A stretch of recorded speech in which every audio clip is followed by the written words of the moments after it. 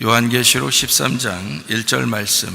내가 보니 바다에서 한 짐승이 나오는데 뿔이 열이요 머리가 일곱이라. 그 뿔에는 10왕관이 있고 그 머리들에는 신성 모독하는 이름들이 있더라.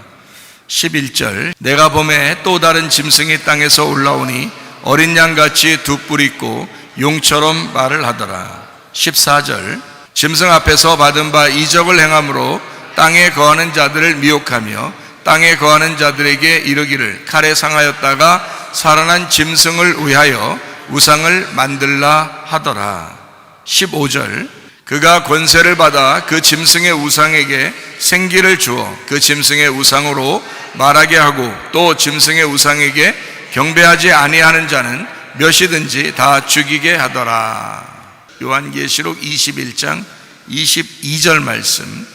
성 안에서 내가 성전을 보지 못하였으니 이는 주 하나님 곧 전능하신 이와 및 어린 양이 그 성전이심이라. 아멘.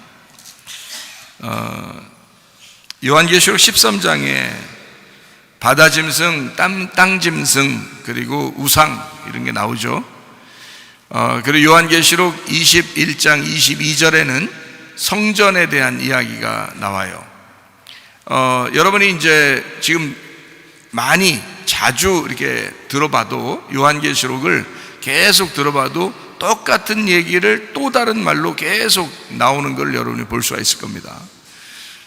짐승에 대한 이야기 그리고 음녀에 대한 이야기는 누차 얘기해도 이것은 지나친 것이 아니다. 왜 그러냐면 우리가 어린 양 대신 예수님을 만나 신부가 되는 것이 천국이기 때문에 그렇습니다.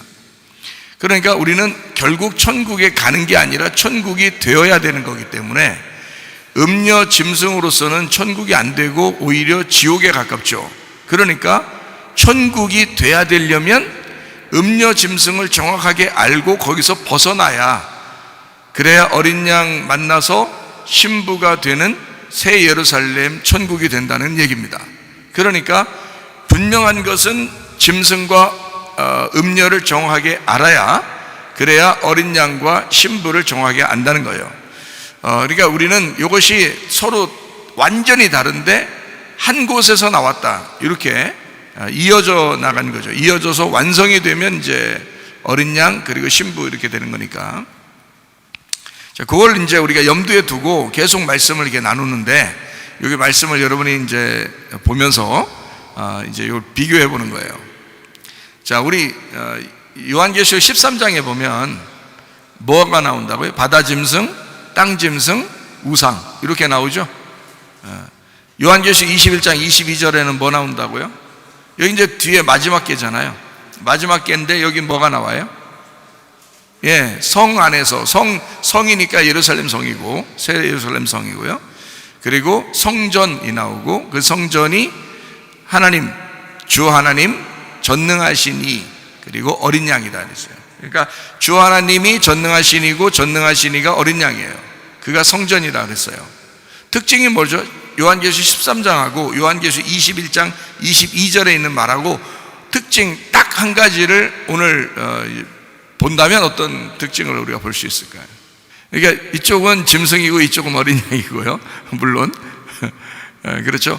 그런데 특징을 좀 우리가 딱 이렇게 겉으로 볼 때 특징을 두 개가 완전히 확연하게 뭐가 딱 다르다, 이 특징을 한번 잡아본다면, 거기 바다짐승이 땅짐승에게 권세를 주고 땅짐승이 우상을 만들어서 권세를 주잖아요.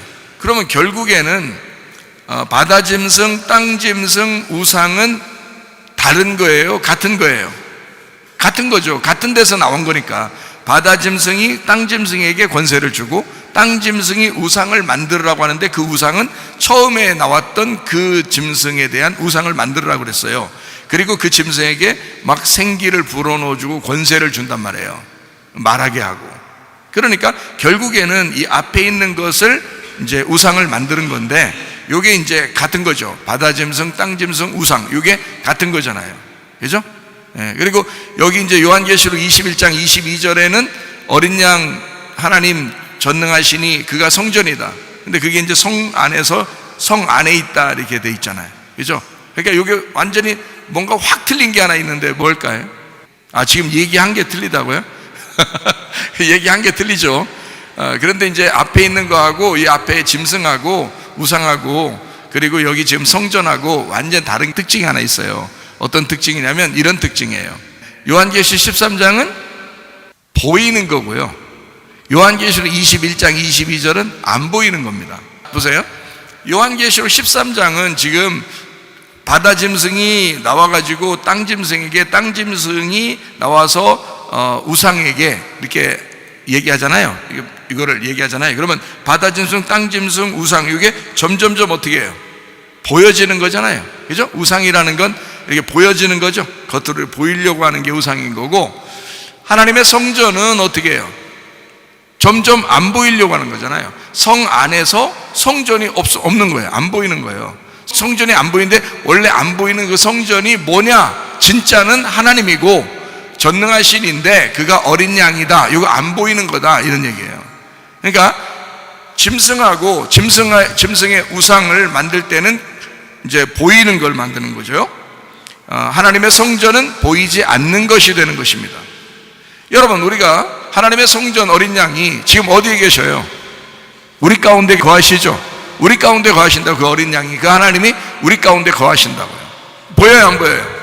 안 보여요. 근데 진짜 계셔요, 안 계셔요?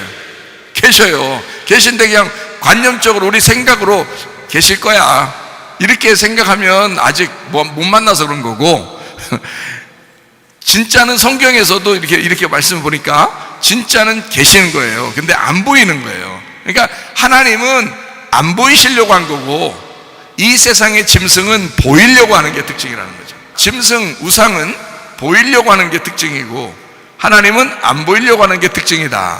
그러니까 짐승, 우상은 겉으로 있겠어요, 속으로 있겠어요? 겉으로 있는 거죠. 보이려고 하는 거니까. 자, 어린 양 대신 성전은 안에 있겠어요, 겉에 있겠어요? 안에 있는 거죠.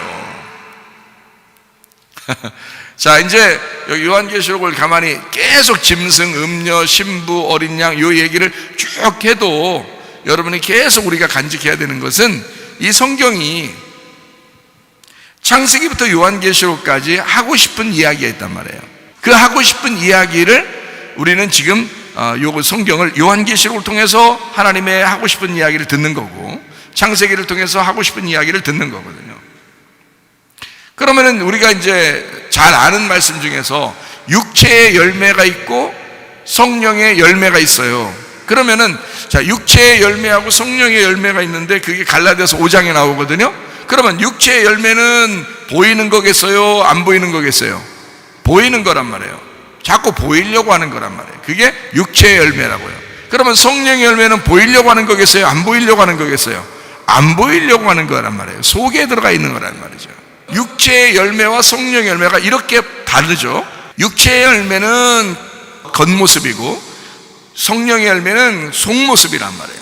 그러니까 속사람인 거지. 이게 이제 새로워져야 된다는 얘기예요. 속사람이 날로 새로워져야지만이 이게 거듭난 사람인 거예요.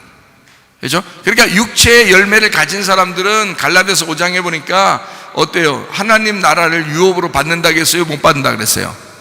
못 받아요. 하나님 나라를 유업으로 못 받는다. 그러면 요한계시록에서 하나님 나라를 유업으로 못 받는다 그러면 누구 표를 받은 사람이에요? 짐승의 표를 받은 사람이에요. 그건 하나님의 나라를 유업으로 못 받는 사람이 됐다. 그러니까 하나님 나라를 유업으로 못 받는 사람이 됐다는 말은 부자라는 말이에요, 가난하다는 얘기예요? 부자라는 이야기예요. 하나님의 나라를 유업으로 받지 못하는 사람은 부자예요. 그러니까 성경이 다 일괄성 있죠. 예수님이 얘기할 때도 부자는 지옥 가고 거지 나사로는 천국 가죠. 아브라함의 품에 들어간단 말이에요. 그러면 왜 거지가 그렇게 되는가? 거지를 뭘로 표현한 거냐면 마태복음 18장에서는 어린아이로 표현한 거예요. 거지는 어린아이 같다. 그러니까 어린아이들을 보면은 순전히 그 부모만 의지하죠. 예, 어른만 딱 의지합니다. 그러니까 자기 의견이 없어요. 부모만 딱 의지하고 이렇게 따라다니거든요, 어린아이가. 그러니까 어린아이는 왜 그러냐면 마음에 자기가 없어요. 별로 자기가 별로 없다고. 그걸 어린아이라 그런다고요. 점점점 이제 여기 이제 나이가 먹어가면서 이제 어때요? 자기가 점점 많아지잖아요. 자기 주변에 있는 것들도 다 자기라고 그러고 이제 자기가 다 점점 많아지는 거예요. 그죠? 그런 자기가 많아지면 많아질수록 이제 자기가 채우는 게 너무 많아가지고 다른 게 들어오기 어려워요. 근데 어린아이들은 채운 게 없단 말이에요. 자기 속에 채워진 게 별로 없어요. 그러니까 비어진 거지. 그걸 거지라 그러는 거예요. 심령이 가난하다 그러는 거예요. 그러니까 거지니까 천국에 있는 거야. 심령이 가난해지니까. 그죠?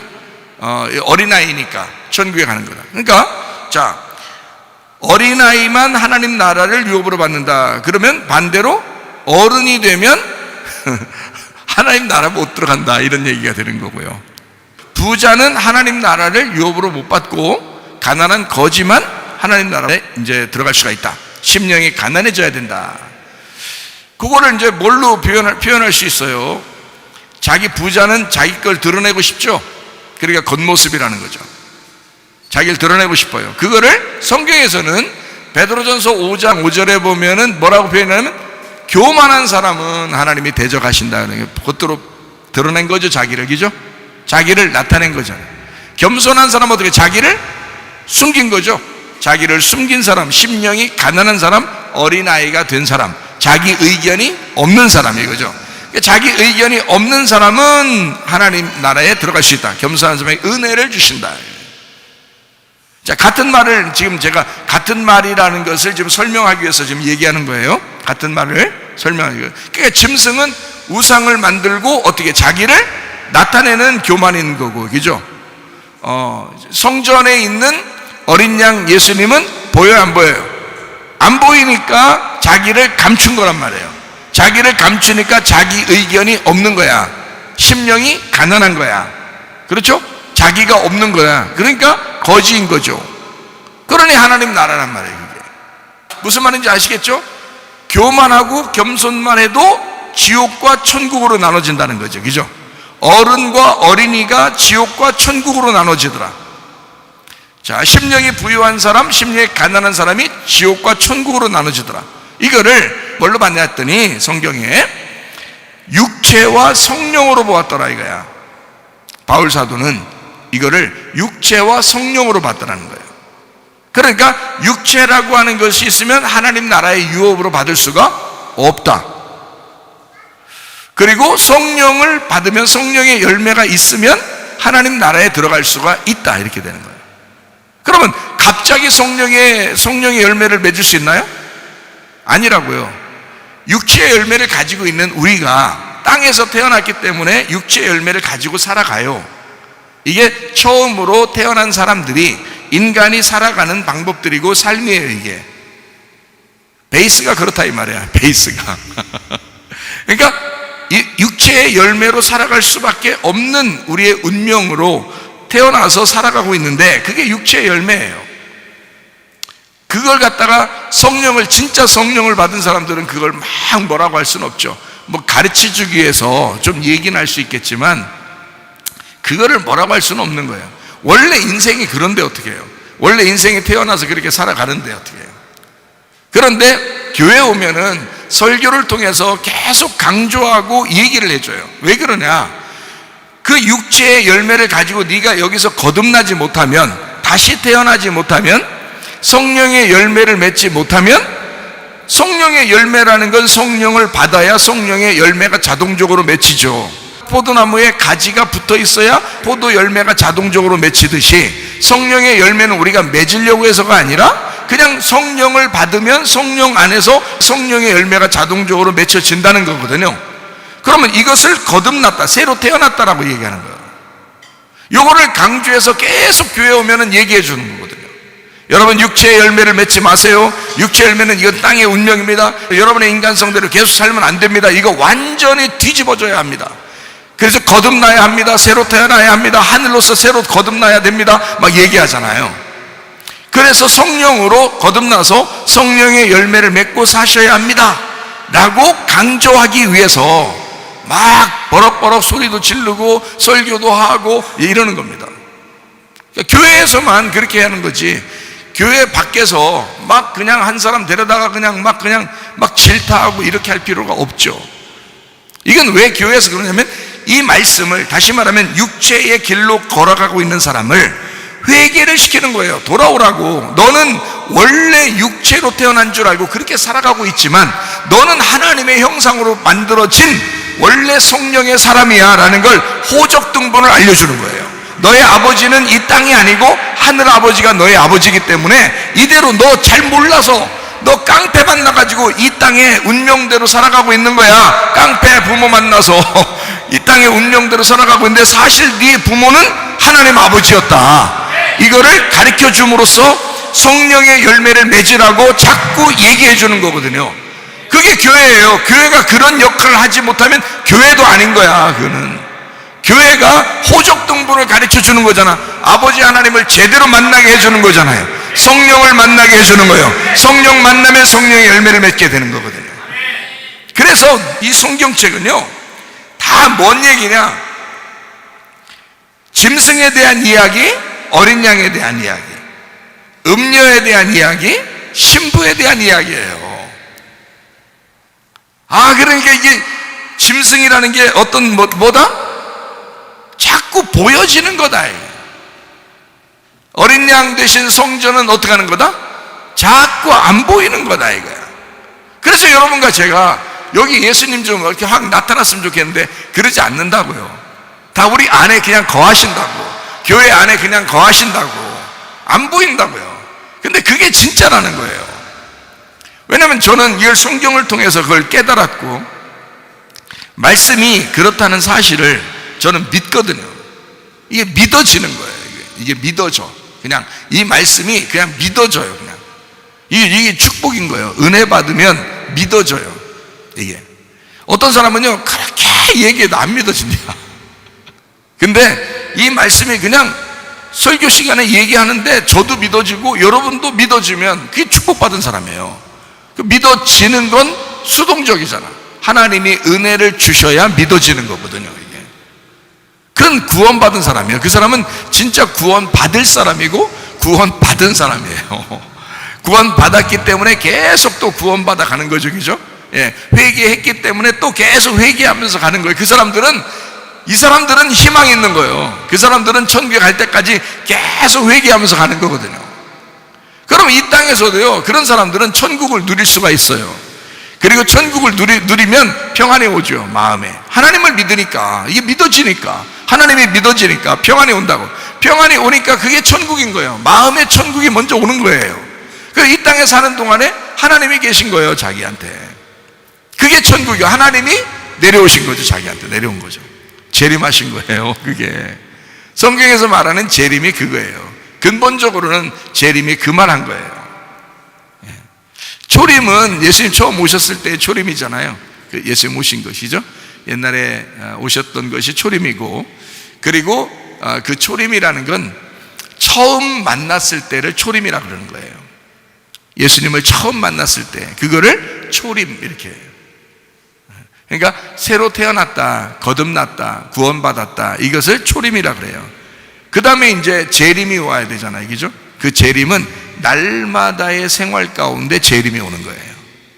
계속 내려오시는 거죠. 계속 오시는 거죠. 그 성령님이 계속 나에게 충만하게 하는 거죠. 계속 충만하게 하죠. 계속 내려오시니까 원래 만났으니까 계속 만나는 거잖아요. 그게 재림이라 그러지 그걸. 그러니까 제가 얘기하는 거는 예수님 어느 날 오신대요, 그런 재림이 없다, 이런 얘기를 하려고 한 게 아니고, 그게 아니라 성경에서 우리가 초림과 재림을 생각할 때 내가 주님을 만났느냐, 나 요단강 건너서 주님 만났느냐라는 얘기고, 그리고 주님을 계속 만나고 있느냐 이런 얘기. 그걸 만나는 걸 저 나라 가서 만난다고 하는 거는 죽어서 만나는 거고, 하나님의 나라가 계속 내게 임하고 있느냐, 그 평안이 계속 오고 있느냐, 그 천국이 계속 오고 있느냐 하면 그건 재림이라고 말해요. 우리한테 그 초림이라고 할 수 없죠. 먼저 만났으니까 계속 오잖아요. 계속 오니까 그걸 재림이라 그런다. 자, 이게 영적인 성경을 보는 방법이라고. 일단은요. 그러니까 겉으로 이렇게 뭐 온다, 우리 간다, 이런 얘기가 아니고 영적으로 지금 얘기를 하는 거잖아요. 자, 어린 양 대신 성전이 보인다, 안 보인다? 안 보인다. 다시 말하면 뭐에 대한 이야기예요? 예, 성령에 대한 이야기예요. 영에 대한 이야기라고요.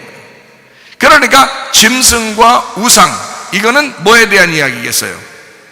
육체에 대한 이야기죠. 그렇죠? 이거는 보이는 거고, 자, 성전은 안 보이는 얘기니까 성전은 뭐에 대한 이야기라고? 영에 대한 이야기라고. 그러면 반대로 짐승은 뭐에 대한 이야기라고? 육체에 대한 이야기라고요. 아, 무슨 말인지 아시겠죠? 이렇게 보니까 또 쉽죠? 아, 짐승과 우상이 상당히, 사람들은 그 생각하기를 짐승, 우상, 짐승의 표가 뭐야, 뭐 맨날 이런 거 고민한다고요. 근데 사실 알고 보면 이게 성경에서 말하는 두 줄기를 설명을 딱 하려고 하는 거라고요. 예, 그러니까 성전 어린 양 대신 예수님, 성 안에서, 이건 안 보이는 영적인 얘기를 얘기하는 거예요. 영의 얘기를 하려고 하는 거예요. 짐승, 우상, 뭐 보이는 이런 것들 있잖아요. 뭐 우리가 겉으로 보이는 육체를 얘기하는 것입니다. 그러니까 육체와 영에 대한 이야기를 딱 이렇게 하는데, 하늘나라는 이 육체가 없어야 하늘나라가 되겠죠. 그래서 육체가 죽어야 된단 말이에요. 그래서 육체가 있는데 영의 나라로 갈 때 그 중간에 죽는 게 있어야 된다는 거예요. 그래서 육체를 죽는 단계가 있단 말이에요. 그래서 이 죽는 단계를 뭐라 그러냐면 광야의 단계라 그러는 거예요.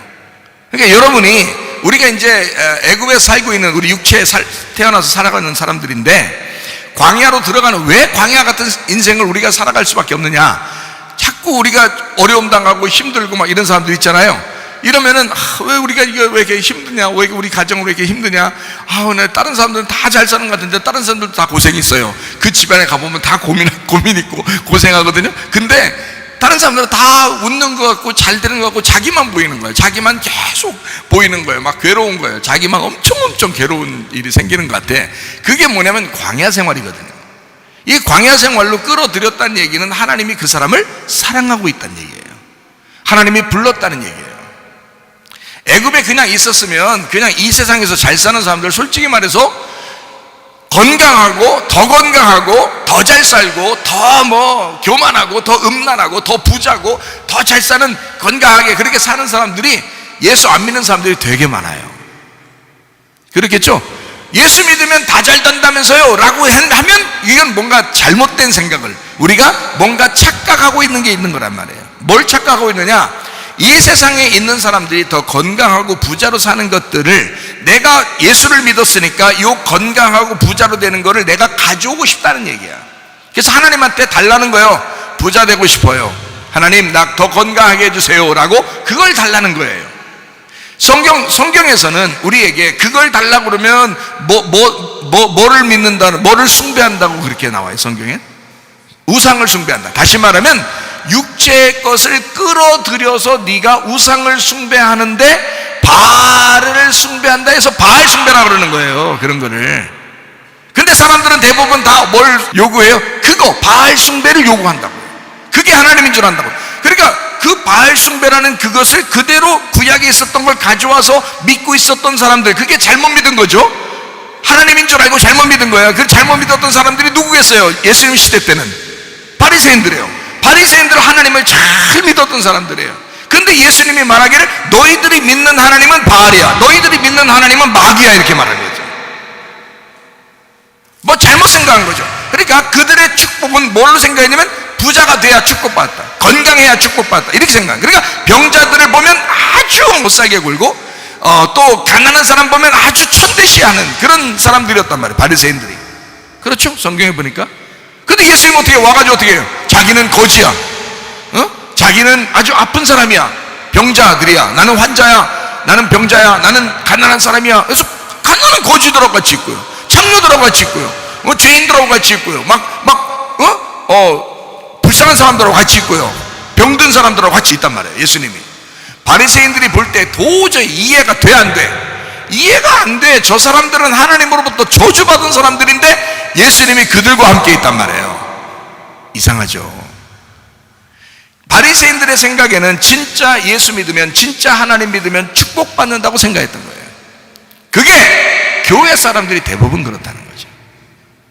다시 말하면 하나님을 직접 원하는 게 아니라, 아버지 하나님을 원하는 게 아니라 그의 재산에 탐욕이 있는 거예요. 그의 재산, 하나님의 재산이라는 건강, 하나님의 재산이라는 돈, 거기에 탐욕을 가지고 있다. 선악과죠. 선악과를 계속 먹고 있는 거예요. 탐심을 가지고 있는 거야. 욕심을 가지는 거예요. 우상 숭배를 하고 있는 거예요. 하나님을 진짜 사랑하는 게 아닌 거예요. 그게 어디에서 그러냐면 교회에서 그러는 거예요. 옛날 예수님 시대 때는 하나님을 잘 믿는다는 바리새인들이 그러는 거예요. 그러니 예수님은 그 사람들에게 뭐라고 할 수밖에 없는 거죠. 교회 오면 여러분한테 저도 설교를 통해서 하나님의 말씀은 이런 거다라고 자꾸 얘기해 줄 수밖에 없는 거예요. 목사를 그러니까 미워할 필요가 없어요. 여러분, 목사는 그냥 하라는 대로, 얘기하라는 대로, 성경에 있는 그대로 얘기해 주는 거예요. 여러분한테 이거를 갖다가 제가 100년 후에, 여러분한테 제가 얘기하잖아요, 100년 후에 이 설교를 똑같이 누군가 들어도 이게 하나님 말씀이 되셔야 된다 그 말이에요. 왜 그래? 그러려면 창세기부터 요한계시록까지 정확하게 다 구별되게 이 말씀이 나가야 된다는 거죠. 정확하게 나가야 된다는 거예요. 괜히 이 시대에 맞게 계속 이렇게 여러분 얼러주면서 이렇게 얘기할 수는 없는 거란 말이에요. 성경에 있는 그대로를 설명해 줘야 된다. 이거 제가 설명하잖아요. 자, 보이는 것과 보이지 않는 것, 육체와 영에 대한 이야기, 짐승과 어린 양에 대한 이야기다. 딱 표시나죠. 그러니 여러분에게 육체로 사는 여러분이요, 영으로 돌아오라는 거예요. 하나님을 구하라는 거예요. 아버지를 구하라는 거예요. 보이지 않는 그 어린 양을 구하라는 거예요. 그분은 십자가에 매달려 죽으셨어요. 뭐가 죽으셨어요? 뭐가? 그의 몸이, 육체를 입고 온 그의 몸이 죽으셨단 말이에요. 왜 죽었을까요? 그거 다 벗겨내려고 그런 겁니다. 속에 있는 진짜 예수, 진짜 성령님이 나타나기 위해서예요. 근데 짐승은 항상 뭐냐면 자꾸 우상을 만들어요. 우상을 만들어가지고 이 우상에 힘을 가질 수 있도록 만들어 놓는다. 그게 뭐냐면 육체예요. 여러분, 이 세상에 앞으로 더 그러겠지만 계속 사람들은 뭐를 추구하고 요구하냐면 세상에서 어떻게 살 것이냐, 세상에서 내가 어떻게 살 것이냐라고 하는 걸, 그걸 이제 관심을 가질 거란 말이에요. 여러분 생각해 보세요. 지금도 막 전염병이 돕니다. 뭐 마스크를 쓰라고 그러고 백신도 하라고 그러고 뭐 이제 칩도 나온다 그러고 뭐 막 이런 얘기가 나오잖아요. 다 뭐 얘기예요? 이 땅에서 잘 살아보자는 얘기예요. 이 땅에서 잘 살아보자는 얘기거든요. 그러면 하나님의 입장에서는 지금 그거 니네 굶어 죽어라 그 말이 아니라 영적인 이야기는 어디 갔느냐, 영의 이야기는 어디 갔느냐, 하나님의 성령의 이야기는 어디 갔느냐, 보이지 않는 그 속에 진짜 얘기는 어디 갔느냐, 그 얘기를 하고 싶은 거거든요. 하나님은, 그죠? 하나님 자신은 안 보이니까 그 안 보이는 그 성령, 하나님 그 자신, 하나님에 대한 이야기는 언제 할 거냐 이거예요. 자, 이 세상 살아가는 거는 얘기를 계속하고 뭐 뉴스에도 나오고 계속 이 세상에서 막 언급을 해서 어떻게든 사람들을 다 그렇게 그쪽으로 몰아갈 것이라고, 다 모두 다 하게 만들 거라는 거죠. 그런데 하나님은 우리한테, 교회에게, 너희들은 이 세상에 속한 게 아니라 너희들을 구별되게 해서 교회로 불러 모았는데 이 교회에서는 그러면 너희들은 어떻게 살 거냐 이거예요. 자, 이런 시대에 너희들은 어떻게 살 건데? 라고 하나님도 물어볼 권리가 있잖아요. 성경을 통해서 우리에게 하나님 말씀을 전해주시고 우리를 그 아들을 통해서 구원하셨는데 하나님도 우리에게 물어볼 권리가 있잖아요. 물어보는 거예요. 자, 이런 세상이야. 앞으로는 더 그런 세상이 올 거야. 그러면 좋아, 그렇게 세상은 그렇게 흘러갈 거야. 좋아, 너희들은 어떻게 살 건데? 그걸 물어볼 거 아니에요. 여러분한테. 여러분 어떻게 사시려고 그래요? 보이는 거로 사시려고 그래요? 아니면 보이지 않는 거로 살려고 그래요? 보이지 않는 거로 사셔야 합니다. 보이지 않는 거로 사셔야 합니다. 여러분은 아멘, 뭐 그래요, 그래 놓고 나가면 또 보이는 거로 사시는 거예요. 그러면 안 된다는 거지. 보이지 않는 것을 구하고 보이지 않는 걸 찾고 보이지 않는 걸 두드리셔야 된다는 거예요. 자, 여러분 보세요. 팥죽 한 그릇에 에서가 뭘 팔았어요? 장자권을 팔았다고 그러죠. 자, 장자권이 보이는 거예요? 팥죽 한 그릇이 보이는 거예요? 팥죽 한 그릇이 보이는 겁니다. 자, 그러면 에서가 팥죽 한 그릇을 지금 배고파 죽겠는데 여러분 같으면 이해해요, 안 못해요?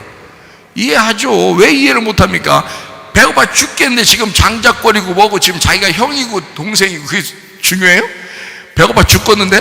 지금 팥죽 한 그릇 딱 갖다가 앞에서 오르고 끓여가지고 말이요, 연기가 모락모락 내 배고파 죽겠는데 야 일단 먹고 보자 그럴 거 아니겠어요?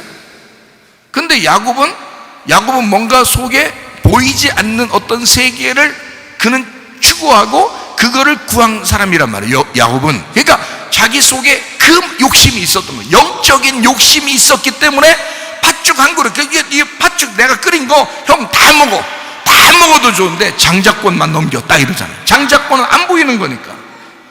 아니 넘겨도 이삭이 볼 때는 장자는 에서예요. 이삭이 볼 때는 어차피 넘겨줘도 장자 이쪽이.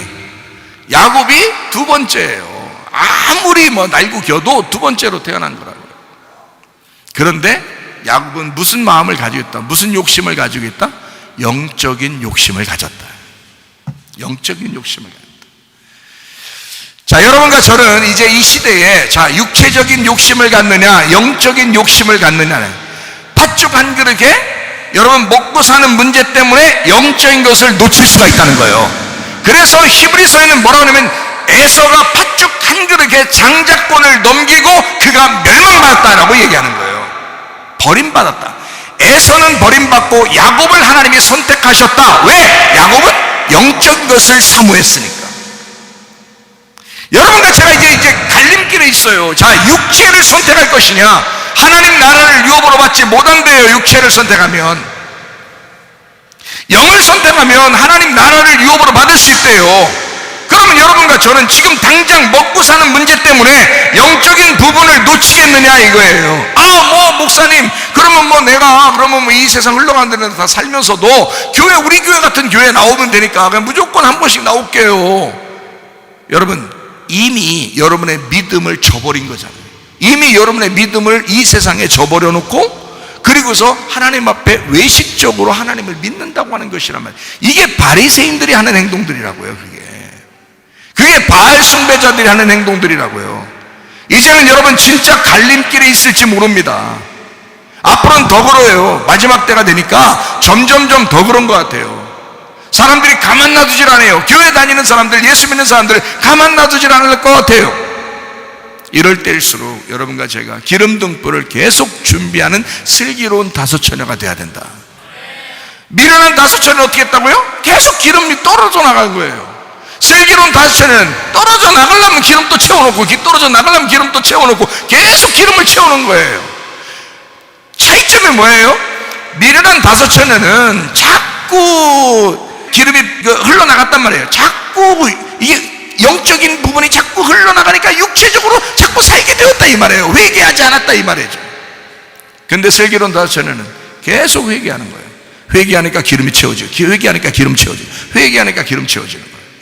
여러분이 말하는 회개하고 다르다고 그랬죠? 제가 말하는 여러분 회개, 왜 회개라고 다르다고 그렇게 자꾸 제가 설명하냐면, 여러분이 생각하는 회개는 잘못했습니다, 나 용서해 주세요, 잘못했습니다, 용서해, 이렇게 하는 걸 회개라고 그러는데 그게 아니라고. 성경의 회개는 그게 아니라고 해서 근본적으로 관역에서 벗어져 나갔다는 얘기고 길에서 미끄러졌다는 얘기예요. 그래서 요거를 회개하면 다시 돌아와야 된다, 관역으로 돌아와야 된다, 그 길로 다시 돌아와야 된다는 얘기예요. 그러면 그 관역과 그 길이 뭐냐면 예수님이 길이고 관역이 하나님이에요. 그러니까 이 하나님에게, 이 예수님에게 내가 다시 돌아옵니다, 내가 하나님에게 돌아옵니다 라는 이 얘기를 해야 된다. 그게 회개라고요. 그러니까 슬기로운 다섯 처녀는 기름이 떨어져 나가려고 하면, 미끄러지려고 하면 다시 기름을 채우는 거예요. 기름이 떨어져 나가려고 계속 타고 있으니까 기름이 떨어져 나가려고 하면 또 채워놓고 또 채워놓고 하는 거예요. 뭘 우리가 채워놔야 돼요? 우리 말씀과 기도로 채워놓으시는 겁니다. 다른 게 아니에요. 말씀과 기도로 거룩해진다. 기름은 거룩하게 만드는 거예요. 디모데전서 4장 5절 말씀에 나와 있는 얘기예요. 육체와 영에 대한 이야기를 하니까 성경이 좀 쫙 풀려나가죠. 그렇죠? 예, 짐승과 어린 양도 보이는 것과 보이지 않는 것에 대한 이야기를 쫙 풀어나가죠. 그죠? 예, 그리고 미련한 다섯 처녀와 슬기로운 다섯 처녀가 별거 아니다. 이게 별거 아니에요. 이게 별거죠. 별건데 별거 아닌 게 뭐냐면 의미로 육체와 영으로 쫙 보니까 딱 풀려나가죠. 그죠? 예, 그래요. 그래서 바울도 그걸 육체와 영으로 본 겁니다. 육체와 성령. 그래서 육체의 열매가 있고 성령의 열매가 따로 있다, 이렇게 된 거예요. 그러니까 성령의 열매를 우리가 추구하는 것은 다른 게 없어요. 성령의 열매를 계속 추구하고 슬기로운 다섯 처녀처럼 되는 건 계속 회개해서 돌아가는 것밖에 방법이 없어요. 그럼 회개해서 자꾸 돌아가는 방법은 뭐냐? 말씀과 기도입니다. 말씀과 기도 외에는 이게 돌아갈 수 있는 방법이 없어요. 그게 회개라는 거예요. 그러니까 회개는 여러분이 무작정 뭣도 모르고 아무 말씀도 한 번도 모르고 그냥 하나님 뭐냐 잘못했습니다 오늘 회개했죠 마음이 좀 후련해, 그걸로 돌아가는 게 아니라고요. 그게 거룩해지는 게 아니라고. 말씀과 기도로 거룩해지는 거라고요. 그러니까 말씀과 기도로 이게 계속 돌아가는 거야. 회개하는 거 여기로 돌아가는 거예요. 그러면 슬기로운 다시 전혀가 되고 자꾸 그리스도의 옷을 입는 거고요. 성령으로 충만하게 되는 거고 성령을 추구하는 거예요. 영적인 것을 자꾸 사모하는 사람이 돼야 된다는 거죠. 그러니까 짐승이라는 것과 이쪽 어린 양이라고 하는 것이 완전히 반대인데 음녀와 신부가 완전히 반대인 것처럼 원래 반대라고 하는 건 반대, 적군, 원수 이렇게 되죠. 근데 성경에 원수를 어떻게 알아요? 네 원수를 사랑하라 그러죠. 여러분이 생각할 때 원수를 사랑하라 그러니까 또 가만히 생각해. 자기가 잘못한 놈이 어떤 놈인가 생각해가지고 용서해야지, 원수를 사랑해야지. 그래서 이제 기도합니다. 하나님, 내가 참 원수를 사랑해야 되니까 하나님이 그 말씀하셨으니까 내가 참 나한테 해코지했던 그 사람 진짜 미워 죽겠지만 그래도 내가 용서합니다. 그럼 뭔가 된 것 같아요. 그 기도 끝나고 나면 자기가 뭔가 된 것 같아요. 하나님의 뜻대로 사는 것 같잖아요. 성경대로 기도한 것 같고 이게 이제 막 기분이 좋단 말이에요. 그래, 내가 이렇게 이 원수도 사랑하라고 했으니까 용서했으니까 난 그래도 할 일 한 것 같아. 그죠? 예, 그런 마음이 들어와요. 그 다음 한 일주일 지나서 원수를 만났네요. 외나무다리에서 외나무다리에서 나를 해코지했던 그 사람을 만났어요. 그러면 자, 이 마음이 또 가실까요? 오실까요? 다시 오시죠. 희한하죠. 자기는 회개했다면서.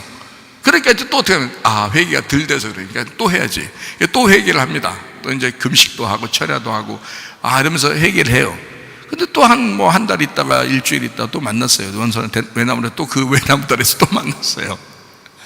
외나무 다리에 확 없애요. 뽑아버리고 싶죠, 그냥. 자, 이렇게 자기 마음속에 이게 안 없어진다고요. 이게 무슨 회개예요? 이게 무슨 원수를 사랑한 겁니까? 말이 안 되죠? 그런 말을 하는 게 아니에요. 자, 여러분 원수 있으면요, 미워하세요. 그냥 미워하시라고. 괜찮아요. 성경에서 말하는 원수가 다른 말인데 그거를 몰라서 그런 거예요. 여러분, 미워하세요. 그러면 여러분 보세요. 원수를 사랑해서 원수가 나하고 하나가 됐어. 그래가지고 둘이 이제 진짜 사랑하게 됐어요. 그 힘을 가지고 다른 사람이 이제 진짜 이 땅에서 원수들이 있어 막 해코지하고 미워하는 사람들이 있는데 그 사람들 딱 보니까 어때요? 그냥 미워지지가 않아. 그게 진짜죠. 그러니까 회개한다고 하나님 저 사람 용서합니다 이렇게 해서 회개한다고 하는 원수 사랑이 아니라는 얘기예요. 하나님과 나와의 관계에서 회복이 되면은 저쪽 원수는 자동적으로 된단 말이에요. 이거는 그 원수 사랑하라고 그렇게 기도하라는 게 아니었어요. 성경에는. 여러분, 성경의 원수는 다 뭐냐 이런 얘기면 원수는 사탄을 얘기하는 겁니다. 그러면 사탄을 사랑한다? 자, 뭔가 잘 설명을 드릴게요. 원수를 뭐라 그러면 단어를 뭐라면 사탄이라고 해요.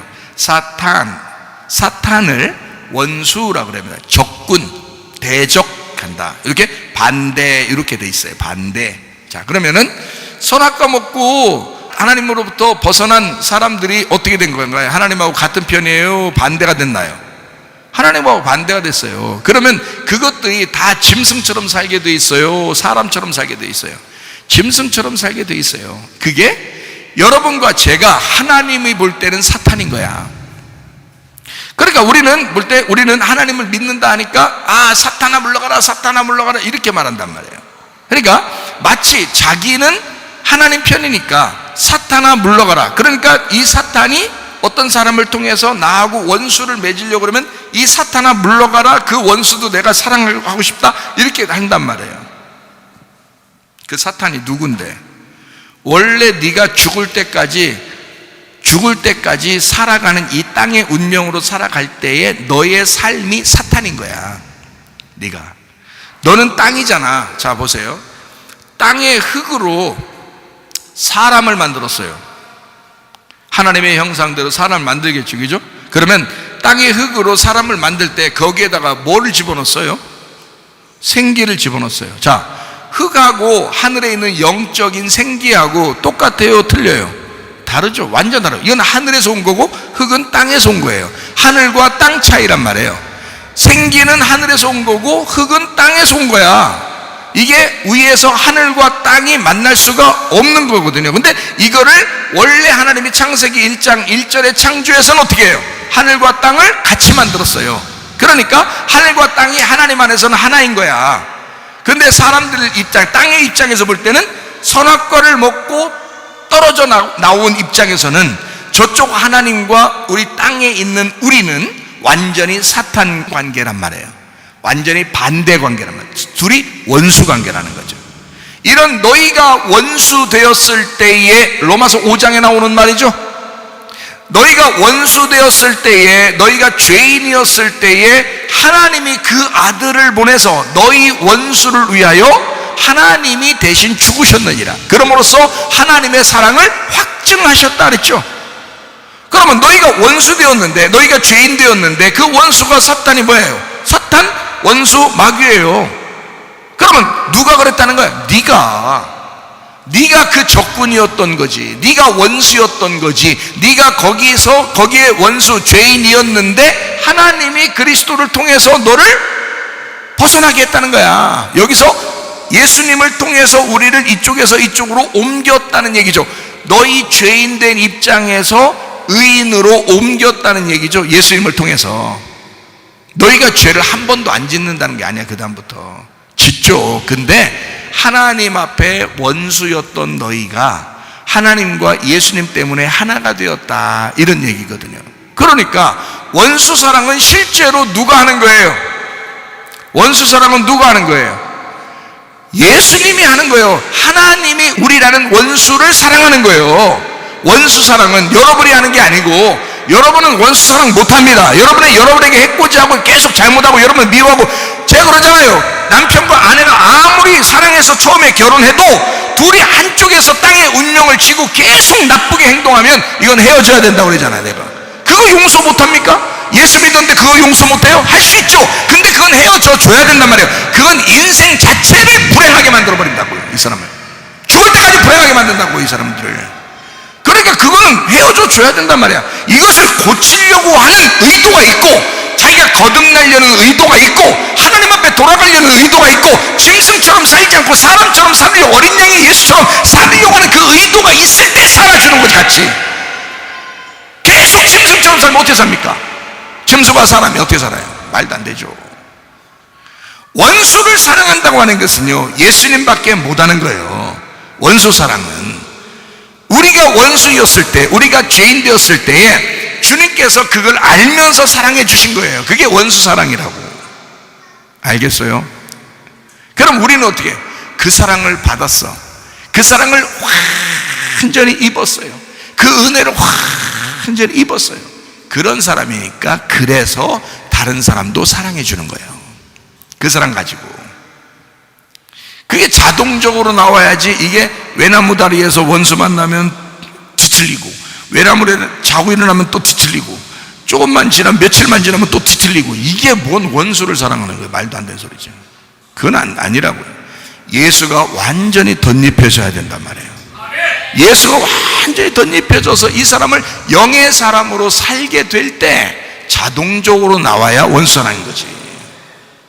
그러니까 원수라는 걸 여러분 개념을 지금 설명해 드리려고 그러는데, 원수라는 건 근본적으로 원수는 우리도 원수였다. 우리도 사탄이었다. 무슨 말인지 알겠어요? 자, 우리도 사탄이었다. 우리도 하나님이 볼 때는 사탄이었다. 그러니까 애꿎은 사탄만 자꾸 불러다가 여러분이 뭐라 하지 마시고, 여러분이 하나님에게 사탄이란 말이에요. 그러니까 여러분이 사탄이란 말은 여러분을 그대로 데리고 가겠다는 거예요. 그 사탄을 파괴시키겠다는 거예요, 하나님이. 그러니까 여러분이 교회에 나와서 자꾸 파괴가 되는 거예요. 자꾸 자기가 무너지는 거예요. 자기가 막 옷을 겨우겨우 입어가지고 교회 딱 나와서 폼 잡고 앉아있으니까 자꾸 옷 쫙쫙 찢어버리고 벗겨버리는 거예요. 자꾸 여러분의 항아리를 자꾸 깨뜨려버리는 거예요. 여러분의 포장지를 갖다 여러분 외식적으로 포장한 이런 포장지를 자꾸 찢어버리는 거예요, 여러분을. 히브리서 10장 20절 말씀. 그 길은 우리를 위하여 휘장 가운데로 열어놓으신 새로운 살 길이요 휘장은 곧 그의 육체니라. 자, 예수님의 육체가 죽으실 때, 십자가에 못 박혀 돌아가실 때 그 휘장이 다 찢어졌다 안 찢어졌다? 다 찢어졌다. 휘장은 우리가 말할 때 성소와 지성소 사이만 휘장이라고 그러는데 그게 아니에요. 근본적으로 그게 성소와 지성소를 하나 되게 만들려고 그 휘장이라고 얘기를 하는 거지, 휘장은 사실 뜰 성소 지성소 전체를 다 휘장이 돼 있어요. 전체 다 천막으로 돼 있다고요. 무슨 말인지 알겠어요? 그게 다 천막, 성막이란 말이에요. 그게 다 휘장이에요. 이게 휘장. 그 휘장이 이것이 가려져 있을 때는 이 공간하고 여기하고 완전히 구별되어 있죠. 그런데 이 휘장을 다 찢어버려버리면 이쪽 공간과 여기의 공간이 다 하나가 돼버리는 거예요. 그래서 이게 다 이제 서로 통과가 됐다는 얘기 아니에요. 그죠? 예수님이 죽으셨으니까 그 예수가 우리 속에 들어오면 완전히 다 무너져 버린다는 거예요. 싹 무너져 버리니까 이게 다 통과가 돼요. 그러니까 유리바다같이 되는 거지. 다 보이는 거죠. 다 투명하게 되는 거지. 자, 어떻게 되느냐? 이거를 만들기 위해서 우리를 어디로 통과시키냐면 광야를 통과시키는 거예요. 광야를 통과시키는 게 뭐 하는 행동들이냐? 이게 나의 육체를 죽이는 곳이 광야란 말이에요. 나의 육체를 죽이려고. 육체로 태어난, 애굽에서 태어난 나의 육체를 거기서 태어나 무화과나무 잎으로 치마를 해 입고 거기서 살려고 했는데 하나님은 그거 아니라는 거야. 그거 찢어버려야 된다는 거야. 광야로 데리고 나오는 거야. 그래서 가죽옷을 입혀버리는 거야. 가죽옷은 알몸이라 그랬죠? 알몸을 입혀버리는 거야. 다시 말하면 무화과나무 잎으로 네가 입어서 애굽에 살던 그런 것을 찢어버리는 장소가 광야라는 거예요. 애굽에서는 유전과 전통으로 자기가 알고 있었던 지식으로 살아가던 그 관념으로 살아가던 그 우상단지로 살아가던 그런 생각들, 우리 예배 형태도 자기가 알고 있었던 대로만 사람들에게 들었던, 아 이렇게 예배 드리는 거야, 저렇게 하는 거야, 저렇게 기도하는 거야, 저렇게 하는 거야, 그래 하나님한테 가는 거야 라고 그렇게 들었던 자기의 우상단지들을, 애굽에서 들었던 모든 것들을 광야에 나와서 다 깨뜨려버리는 것입니다.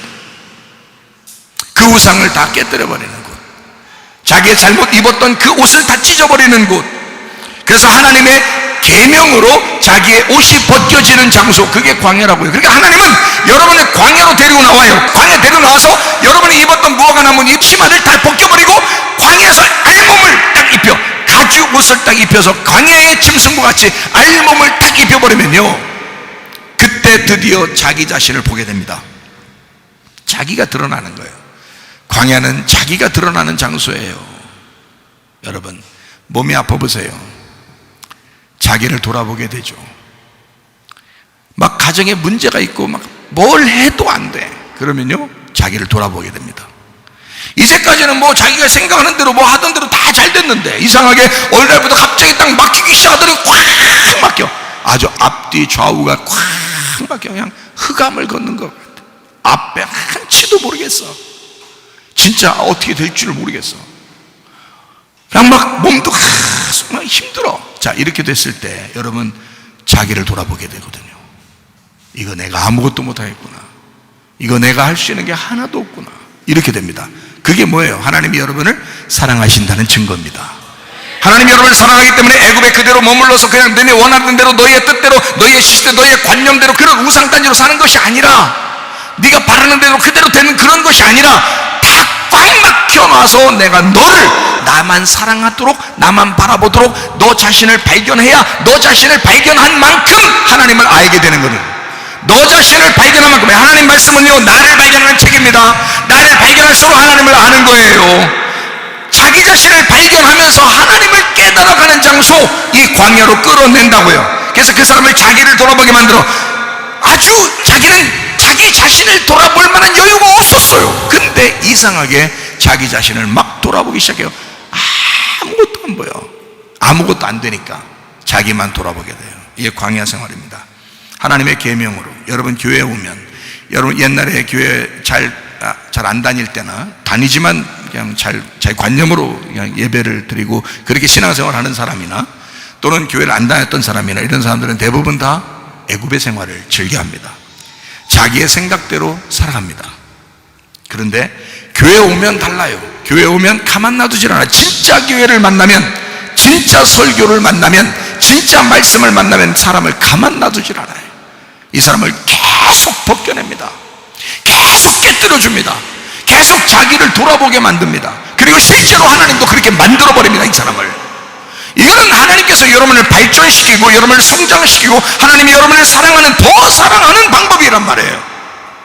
여러분을 애굽에 있을 때 그냥 두는 게 아니라 광야로 데리고 나오면서 성장시키는 거예요. 하나님의 사랑입니다. 이건 하나님은 그런 식으로 사랑하셔요. 여러분 욥기에서 아시죠? 욥이 있습니다. 욥은 그냥 원래 잘 됐던 사람이에요. 원래 잘 풀렸던 사람이에요. 그리고 그 당대의 가장 부자 중에 한 사람이었어요. 욥이라는 사람이 가장 부자였어요. 가장 건강하고 가장 예배 잘 드리고 그랬던 사람이에요. 어느 날 갑자기 자식들 다 죽여버립니다. 하나님이 자기 재산 싹 다 없애버립니다. 몸은 병들어서 안치도 움직일 수가 없습니다. 자, 그렇게 기와장 같은 거, 뭐 벽돌 같은 거 있잖아요. 뭐 이런 거, 돌 같은 거, 이거로 몸을 얼마나 간지러우면 그거 긁고 앉아 있었겠어요. 자, 그렇게 만들어 버렸어요. 친구들이 오다가 욥을 보면서 울었어요. 친구들이, 성경에 나오죠. 친구들이 오다가 욥을 보면서 울었다고요. 왜 울었냐면 너무 흉측하니까. 예전의 욥이 아닌 거야. 이건 너무 이상한 거야. 자기들이 볼 때도 너무 이상한 거야. 막 친구들이 울었어요. 통곡을 하면서 울면서 왔어요. 친구들이. 그래서 친구들이 계속 옆에서 얘기합니다. 그 얘기하는 게 욥한테는 하나도 들리질 않는 거야. 왜? 그 율법들. 그 친구들은 율법에, 이 율법에 착 쪄들어 있는 사람들이에요. 그러니까 자, 욥한테, 야, 욥 가만히 생각해봐. 뭐 잘못한 거 있는 거 아니야? 이거부터 물어봐요. 너 혹시 뭐 잘못한 거 있는 거 아니야? 욥이 뭘 잘못했다고 하겠어요? 자기는 잘못한 게 하나도 없는데. 그런데 뭘 잘못했다고 하겠어요? 근데 이 친구들이 계속 그런 식으로 얘기를 해요. 하나님이 의로우신 분이니까, 네가 죄인이니까 그렇게 됐을 거야 라고 계속, 이게 율법입니다. 율법이 계속 얘기하면 얘기할수록 욥이 계속 상처를 받는 거예요. 막 죽겠는 거예요. 자기. 야, 막 뭐라 그러면, 야, 니네 떠났으면 좋겠다. 니네만 다 옳구나. 니네만 다 옳구나. 나만 잘못했고 니네만 다 옳구나. 가라. 니네 얘기 듣고 싶지가 않다. 막 이럽니다. 욥이요. 욥이 형편없이 되었습니다. 그렇게 되었을 때 엘리후라고 하는 아주 젊은 친구가 나타납니다. 그 엘리후라는 마지막 친구가 욥에 대해서 정확하게 하나님의 변호를 딱 합니다. 하나님의 변호를 정확하게 하니까 그때 욥은 한마디도 못해요. 엘리후에 대해서. 참 희한하죠. 다른 세 친구는 계속 얘기하는데 욥이 그렇게 듣기 싫어하고 힘들어했는데 마지막에 엘리후가 얘기할 때는 한마디도 못해요. 엘리후의 말이 너무 옳았다는 얘기예요. 그리고요, 바로 하나님이 나타납니다. 그리고 하나님은 엘리후를 혼내지 않습니다. 다른 세 친구들한테는요, 니네보다 욥이 더 낫다 이러고요.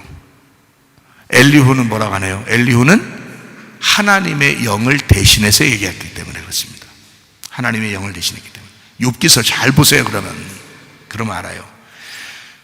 왜 이 욥에게 그렇게 하나님은 엘리후를 통해서, 또 하나님이 직접 나타나서 그렇게 하느냐? 친구들을 통해서 율법적으로 계속 상처를 주고 치고 그렇게 하는 이유는 이 욥의 옷을 벗겨내기 위해서예요.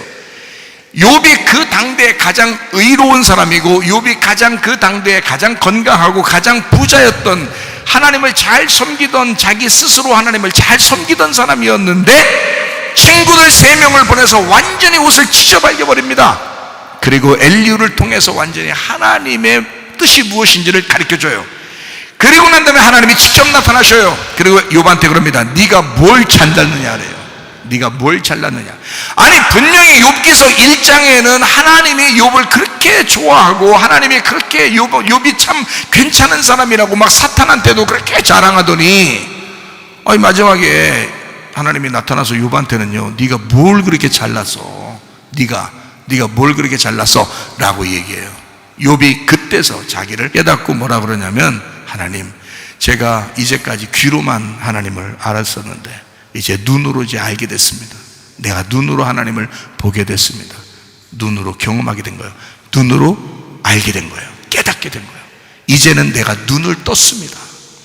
내가 이제까지 하나님을 믿었던 것은 눈을 감고 믿었네요. 내가 하나님을 믿었던 게 눈을 감고 믿었네요.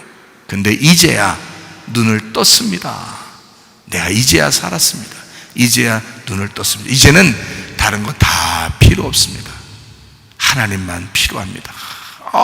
이러니까 말이에요, 하나님이 욥을 갖다가 다시 높여주는데 환경을 2배로 축복해서 다시 준단 말이에요. 이게 여러분, 하나님은요 우리에게 너 바알 숭배같이 그렇게 하나님을 그런 식으로 야비하게 믿지 말라는 거야.